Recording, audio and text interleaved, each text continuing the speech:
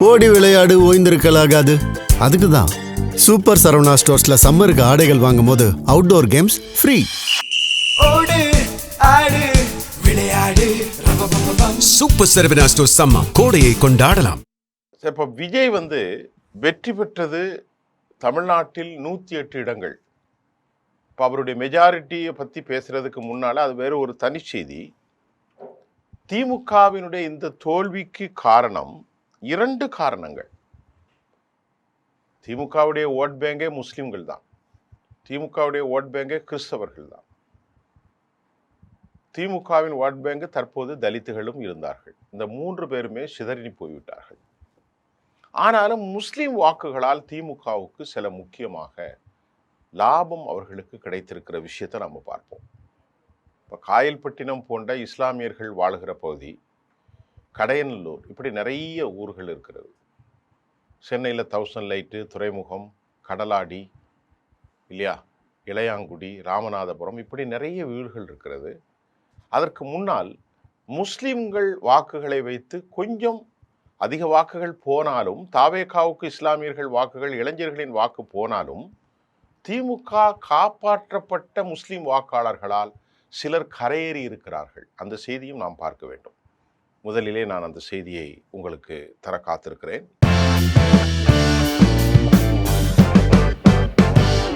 முஸ்லிம் வாக்குகளால் இந்த நிலையில் திமுகவுக்கு சில முக்கியமான தொகுதிகள் கையை விட்டு போகாமல் இருந்திருக்கிறன. அதை பற்றி ஒரு அனலிட்டிக்கலாக ஒரு சில செய்தியை உங்களுக்கு தரேன். திராவிட முன்னேற்ற கழகம் இந்த முறை 59 இடங்களில் சுருட்டி விட்டதல்ல, அது ஒரு குறிப்பாக ஒரு 73 இடங்கள் வந்திருக்கிறது. இருப்பினும் கூட சில பாரம்பரிய தொகுதிகளில் அவர்கள் வெற்றி பெற்றிருக்கிறார்கள். இதற்கு இஸ்லாமியர்களின் வாக்குகள் மூல காரணம் என்று சொல்லப்படுகிறது. சென்னை எடுத்துக்கொண்டால் கடந்த 1991க்கு பிறகு 2 தொகுதிகளில் மட்டுமே வெற்றி என்பது இதுதான் முதல் முறை. ஒன்று சேப்பாக்கம், உதயநிதி ஸ்டாலின், மற்றொன்று துறைமுகம், அதாவது சேகர் பாபு. இந்த 2 பேரை தவிர வேற யாரும் வெற்றி பெறலை. இந்த 2 இடங்களில் திராவிட முன்னேற்ற கழகம் வெற்றி பெற்றிருக்கிறது. இந்த 2 தொகுதிகளிலுமே இஸ்லாமிய வாக்காளர்கள் கணிசமான அளவில் இருக்கிறார்கள். பெரும் செல்வந்தர்களும் சாதாரண மக்களும் அவர்கள் வாழ்கிறார்கள். இந்த வாக்குகளை என்னதான் திமுகவுக்கு தாவேகாவினுடைய தாக்கம் இருந்தாலும் இந்த முறை திமுக சிதறாமல் இந்த வாக்குகளை திரு உதயநிதி ஸ்டாலினும் அதே போன்று சேகர் பாபுவும் பெற்றிருக்கிறார்கள். எனவேதான் திராவிட முன்னேற்ற கழகத்தினுடைய வெற்றி அங்கே உறுதி செய்யப்பட்டிருக்கிறது. இது தப்புனது என்கிற தொகுதியை மட்டும்தான் சொல்கிறேன். அதை போல ஆம்பூரை எடுத்துக்கிடுங்க. அந்த பகுதியில் வாணியம்பாடியிலும் முஸ்லீம் வாக்காளர்கள் இருக்கிறார்கள். ஆம்பூரை பொறுத்தவரை உருது பேசக்கூடிய முஸ்லீம்கள் ஏராளமானவர்கள் இருக்கிறார்கள். திராவிட முன்னேற்ற கழகத்தினுடைய விஸ்வநாதன் 74,102 வாக்குகள் பெற்று அவர் 7,131 வாக்குகள் வித்தியாசத்தில் தாவேகா வேட்பாளரை வீழ்த்தியிருக்கிறார். அலையடித்து தப்புன தொகுதிகள் இதெல்லாம். எனவே வாணியம்பாடியில் திராவிட முன்னேற்ற கழக கூட்டணியில் இருந்த இந்திய யூனியன் முஸ்லீம் லீக் வேட்பாளர் அங்கே கரையேறி இருக்கிறார், தப்பி இருக்கிறார். ரொம்ப முக்கியம். ஏற்கனவே நான் சொன்ன மாதிரி துறைமுகம் தப்பி இருக்கிறார்கள். வாணியம்பாடி இப்பொழுது சொல்கிறேன். அதை போன்று சேப்பாக்கம், அதே போன்று கோவை தெற்கு தொகுதியில் பாருங்க, முஸ்லீம் வாக்குகள் ரொம்ப அதிகம். அவங்க ஃபுல்லாக வியாபாரியாக இருப்பாங்க, ஒரு டென்ட்டாக இருக்காங்க. அங்கே கூட இந்த முறை திமுக வெற்றி பெற்றிருக்கிறது. இந்த தொகுதியில் போட்டியிட்ட செந்தில் பாலாஜி 2,271 வாக்கு வித்தியாசத்தில் ஜெயித்திருந்திருக்கிறார். இதில் இஸ்லாமியர்களில் வாக்குகள் பெரும்பான்மையாக அவர் பெற்றிருக்கிறார். ஏனென்றால் வாக்கு வித்தியாசம் மிகுந்த குறைவு, மிக மிக மிக குறைவு. அவர் ஏராளமான பரிசு பொருட்களை கொடுத்தாலும் அந்த பூத் கமிட்டி வாரியாக பார்க்கின்ற போது ஒரு ஏராளமான இஸ்லாமியர்களின் வாக்குகளை திமுக தக்க வைத்திருக்கிறது. பெற்று இருக்கிறது. இதன் காரணமாகத்தான் செந்தில் பாலாஜியும் தப்பியிருக்கிறார். உதயநிதி ஸ்டாலின், அதே போன்று வாணியம்பாடி, அதே போன்று சேகர் பாபு, இப்பொழுது செந்தில் பாலாஜி. அதே போன்று அரவாக்குறிச்சி தொகுதி எடுத்துக்கொள்ளும். பள்ளப்பட்டி பகுதியில் வாழும் முஸ்லிம்கள் தொகுதியின் வெற்றியை தீர்மானிப்பவர்களாக இருக்கிறார்கள். இது ரொம்ப முக்கியம். பள்ளப்பட்டி போன முறை ரொம்ப முக்கியமான தொகுதியாக இருக்கும். அங்கே முஸ்லாமியர்கள் நிறைய பேர் இருக்கிறார்கள். அவர்கள் மொத்த ஓட்டும் அப்படியே திமுகவுக்கு இந்த முறை விழுந்ததாக நமக்கு சர்வே சொல்கிறது, புள்ளியியல் கணக்கு சொல்கிறது. இந்த தொகுதியில் போட்டியிட்ட இளங்கோ சுமார் 19,382 வாக்கு வித்தியாசத்தில் தாவேகா வேட்பாளரை அவர் வீழ்த்தியிருக்கிறார். இப்போ நம்ம அப்படியே கொஞ்சம் தெற்கு பகுதியில் வருவோம். தென் தமிழகம் பக்கம் வந்தால் தென்காசி மாவட்டத்தில் இருக்கும் கடைநல்லூரில் கூட முஸ்லிம்கள் ரொம்ப அதிகம். இந்த தொகுதியில் திமுக வேட்பாளர் தப்பி பிழைத்து முஸ்லிம் வாக்குகளால் அவர் வெற்றி பெற முடிந்திருக்கிறார்.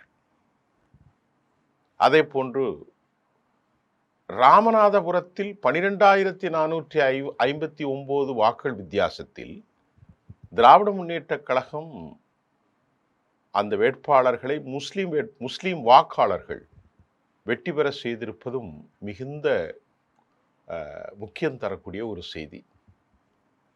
நாகப்பட்டினத்தில் 9,781 வாக்கு வித்தியாசத்தில் மனிதநேய மக்கள் கட்சியின் சார்பிலே போட்டியிட்ட பேராசிரியர் ஜவாஹிருல்லா தப்பி பிழைத்திருக்கிறார்.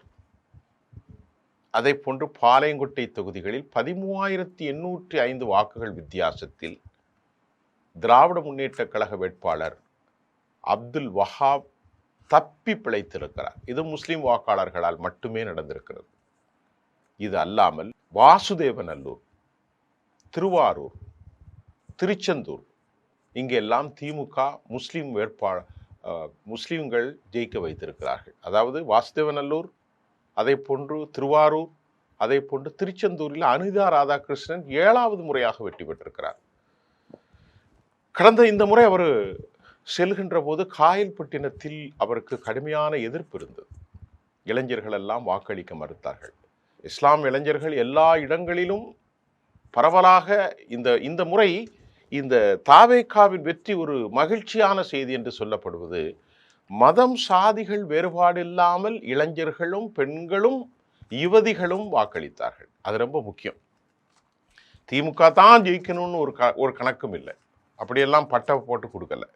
ஆனால் மதம் சாதிகளுக்கு அப்பாற்பட்ட ஒரு மனிதராக தோழர் விஜய் அவர்கள் எல்லாரையும் வெற்றி கண்டிருக்கிறது ஒரு மகிழ்ச்சியான விஷயமாகத்தான் பத்திரிகையாளர்களாக பார்க்கிறார்கள். வெற்றி இன்று கிடைக்கும், நாளை தோல்வி வரும், அது முக்கியமல்ல. இந்த தருணத்தில் இஸ்லாமிய வாக்காளர்கள் மதுரை மத்தி, திருச்சி கிழக்கு, அதே போன்று பெரம்பூர், சென்னையில் இருக்கக்கூடிய வில்லிவாக்கம், வேலூர் என குறைவான தொகுதிகள் மிஸ்ஸிங் ஆயிருக்கிறது. இங்கே முஸ்லீம்கள் நிறைய பேர் இருக்காங்க, இருந்தாலும் இங்கே தாவேகா வெற்றி பெற்றிருக்கிறது. நல்லா கவனித்துக் கொள்ளுங்கள். அப்போ தாவேகாவுக்கு முஸ்லீம்கள் நிறைய வாக்களித்திருக்கிறார்கள், வேலூர்லாம் வாக்களித்திருக்கிறார்கள். இதற்கிடையில் மக்கள் மத்தியில் இருக்கும் பாரதிய ஜனதாவை எதிர்த்து மிக தைரியமாக குரல் கொடுக்கும் கட்சி திமுக தான் என்பதை இஸ்லாமியர்கள் இன்றும் நம்பியிருக்கிறார்கள், நம்பிக்கொண்டிருக்கிறார்கள். குறிப்பாக திருப்பரங்குன்றம் விஷயத்தில் மதவாத சக்திகளுக்கு துணை போகாமல் தனித்து நின்றிருக்கிறார்கள்.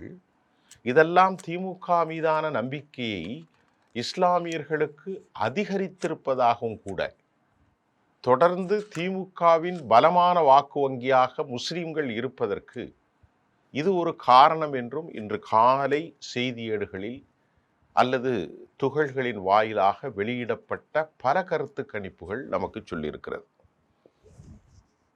முஸ்லிம்கள் அனைவரும் திராவிட முன்னேற்ற கழகத்திற்கு வாக்களிக்கவில்லையோ என்றாலும் கூட இன்னும் ஏராளமான தொகுதிகள் இருக்கிறது. கடலாடி இருக்கின்றது, இளையாங்குடி இருக்கின்றது, இங்கு நிறைய தொகுதிகள். ஆனால் முஸ்லிம்களுடைய நம்பிக்கை திமுக இன்றும் இழக்கவில்லை. அவர்கள் இஸ்லாமியர்களுக்கு பெருசாக எதுவும் செய்யவில்லை. ஆனாலும் இஸ்லாமியர்களின் ஒரு வாக்குகளை அடர்த்தியாக பெரும் வலிமை உள்ள கட்சியாக இன்னும் திராவிட முன்னேற்ற கழகம் தொடர்கிறது என்பதற்கு ஒரே உதாரணம் திருச்செந்தூர் அனிதா ராதாகிருஷ்ணன்.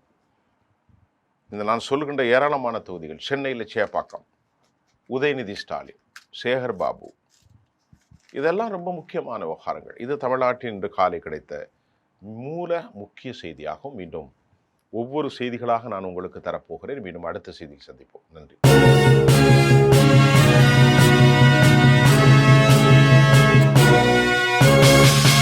ஓடி விளையாடு ஓய்ந்திருக்கலாகாது. அதுக்கு தான் சூப்பர் சரவணா ஸ்டோர்ஸ்ல சம்மருக்கு ஆடைகள் வாங்கும் போது அவுட்டோர் கேம்ஸ் ஃப்ரீ. ஓடு ஆடு விளையாடு. சூப்பர் சரவணா ஸ்டோர்ஸ் சம்மர் கோடையை கொண்டாடலாம்.